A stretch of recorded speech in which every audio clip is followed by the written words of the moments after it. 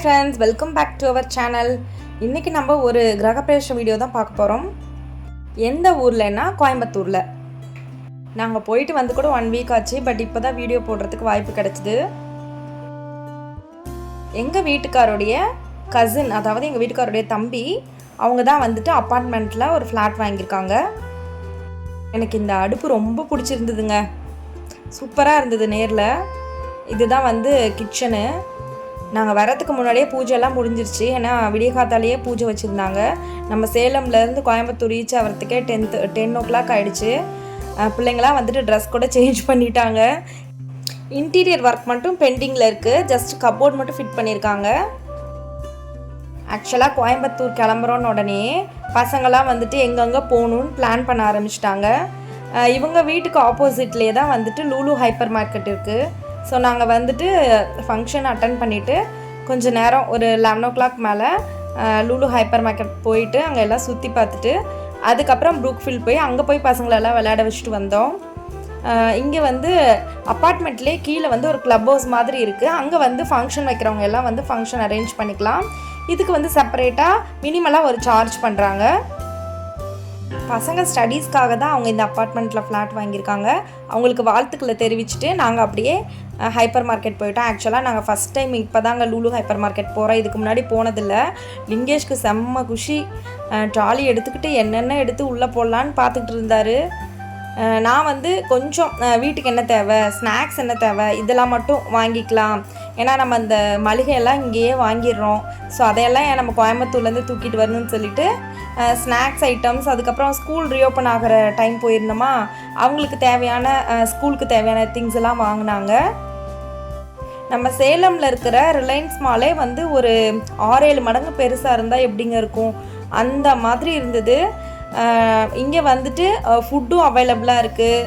ஸ்டார்டர்ஸ்லலாம் இத்தனை வெரைட்டி தான்ட்டு இல்லைங்க, ஒரு 500 வெரைட்டிஸ் இருக்கும். சிக்கனு, ஃபிஷ்ஷு, நான்வெஜ்லாம் எல்லாமே இருக்குங்க. இந்த பக்லாவுன்னு சொல்லுவாங்க பார்த்தீங்களா, அந்த ஸ்வீட் ஐட்டம்ஸ் கூட பார்த்தீங்கன்னா அதில் இருக்கும் ஒரு 50 வெரைட்டிஸு. எக்கச்சக்கமான ஃபுட் ஐட்டம்ஸ் இருக்குதுங்க. அதே மாதிரி எல்லா வெஜிடபிள்ஸும் ஃப்ரெஷ்ஷாக இருக்குது. பேஸ்ட்ரி ஐட்டம்ஸ்லாம் சான்ஸே இல்லைங்க. நம்ம ஒரு 5 பேக்கரிஸை சேர்த்தி வச்சா எவ்வளோ இருக்கும், அந்த அளவுக்கு பேஸ்ட்ரி ஐட்டம்ஸ்லாம் இங்கே இருக்குது. என்ன வேணும் உங்களுக்கு எல்லாமே இங்கே இருக்குதுன்னு சொல்லுவாங்க பார்த்தீங்களா, அந்த மாதிரி தான் இந்த ஹைப்பர் மார்க்கெட் இருந்தது. பட் ஆனால் சேலத்துலலாம் இந்த மாதிரி இருந்ததுன்னு வச்சுக்கோங்களேன், பசங்க வந்து வாரம் 2 நாள் அங்கே தான் இருப்பாங்க. பட் சேலத்தில் இந்த மாதிரி ஒன்று இல்லை. இங்கே இருக்க டிமார்ட்டுக்கே வந்து கூட்டம் அலைமோதுது. அதே மாதிரி ரிலையன்ஸ்க்குமே நம்மளுக்கு வந்து அவ்வளோ கூட்டம் அலைமோதுது. அதாவது இந்த ஷாப் போகணும், அந்த ஷாப் போகணும், அங்கே போய் இது வாங்கணும், அது வாங்கணும்னு நம்ம யோசிக்காமல் இந்த ஒரு ஹைப்பர் மார்க்கெட்டுக்குள்ளே போயிட்டோன்னா நமக்கு என்னென்ன வேணும், மளிகை சாமானில் இருந்துட்டு, ஃபுட்டில் இருந்துட்டு, வீட்டுக்கு தேவையான எலக்ட்ரானிக்ஸ் ஐட்டம்ஸில் இருந்துட்டு, ஸ்டேஷ்னரி ஐட்டம்ஸில் இருந்துட்டு, ஓவராலாக எல்லாமே இங்கே இருக்குங்க. எதுவுமே இல்லைன்னு சொல்ல முடியாது. கேக்கில் வந்துட்டு இந்த ஃப்ளேவர்லலாம் கேக் இருக்கா அப்படின்னு நம்ம யோசிக்கணும், அந்த மாதிரி வச்சுருக்காங்க. அதே மாதிரி இந்த நான்வெஜ் ஸ்டால் போட்டிருந்தாங்க பாருங்கள், மீட் ஷாப்பு. ஐயோ, அவ்வளோ நீட்டாக மெயின்டைன் பண்ணியிருக்காங்கங்க. இவங்க வந்து என்னோடய வீட்டுக்காரோடைய கசின் ஃபேமிலி. இவங்க வந்து பசங்க லிங்கேஷ்க்கு நல்ல பெட்டு எல்லாம். இவங்க வந்து அந்த ட்ராலி நப்புறதுலே குறியாக இருந்தாங்க பசங்க. பத்தாததுக்கு இந்த குட்டி வேறு அங்கேயும் இங்கேயும் ஓடிட்டே இருந்தார். ஸோ அதனால் இவரை உட்கார வச்சு நாங்கள் ட்ராலிலே தள்ளிட்டு வந்துட்டோம். கடைசியாக பில்லிங் போகிற முன்னாடி வரைக்கும் தம்பியும் பாப்பாவும் எதையாவது ஒன்று எடுத்துகிட்டே தான் இருந்தாங்க. இவங்க வந்து 2 பேருமே எங்கள் சின்ன மாமனார் சின்ன மாமியார், அவங்க ஃபேமிலியும் வந்திருந்தாங்க. அவங்களும் எங்கள் கூட தான் இருந்தாங்க. நாங்கள் எல்லாருமே தான் ஷாப்பிங் பண்ணோம். எல்லோரும் ஒவ்வொரு கவுண்டரில் பில் போட உட்காந்துட்டோம். அங்கே ஒரு குட்டி அப்படி தான், அவனும் ஒரே ராவடி. இப்போ பாருங்கள் நம்ம தலைவர் என்ன பண்ணுறாருன்னு. அவருக்கு பாருங்கள், வீட்டில் இருந்தால் ஏதாவது எடுத்து வை தம்பின்னா சோம்பேறித்தனமாக எடுத்து வைப்பார். இங்கே மட்டும் பாருங்கள் எப்படி எடுத்து வச்சுருக்காருன்னு, என்னென்ன ஸ்நாக்ஸ் எடுத்து வச்சுருக்காருன்னு அவருக்கே தெரியலங்க. ஒரு நிமிஷம் கண்ணா அப்படின்னான்னு எடுத்து வச்சுருக்காரு. அதாவது சந்தோஷத்தின் உச்சக்கட்டத்துக்கே போயிட்டார் லிங்கேஷ். இவரும் அப்படி தாங்க, இந்த குட்டி எல்லாத்தையும் இங்கே ஓப்பன் பண்ணணும்னு ஒரே ராவடி. இவங்களெல்லாம் கூட்டிகிட்டு வெளில போயிட்டு வர்றதுங்காட்டி ஒரு வழி ஆகிட்டோம். கோவை மக்களுக்கு இது வந்து ஒரு ரொம்ப நல்ல ஹைப்பர் மார்க்கெட்டுங்க. சூப்பரான இடமா இருக்குது.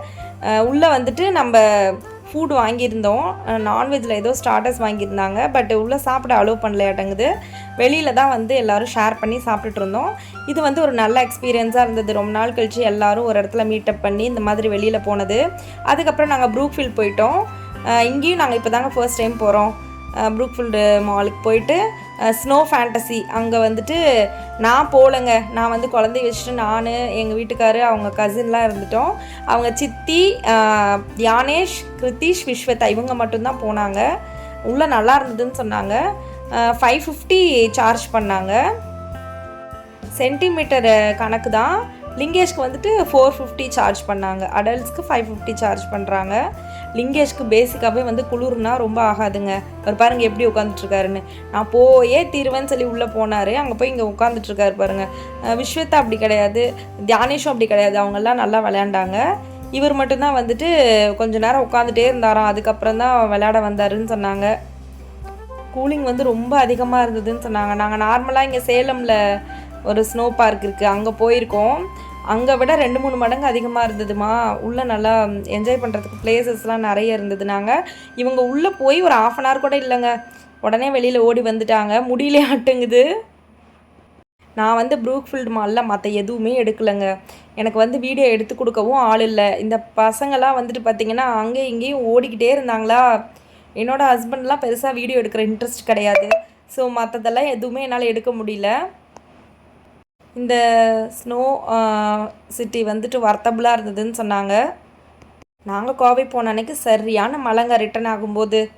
ஓகே ஃப்ரெண்ட்ஸ், இந்த வீடியோ பிடிச்சிருந்துச்சுன்னா லைக் பண்ணுங்கள், மறக்காமல் நம்ம சேனலை சப்ஸ்கிரைப் பண்ணுங்கள். அண்ட் தேங்க்ஸ் ஃபார் வாட்சிங்.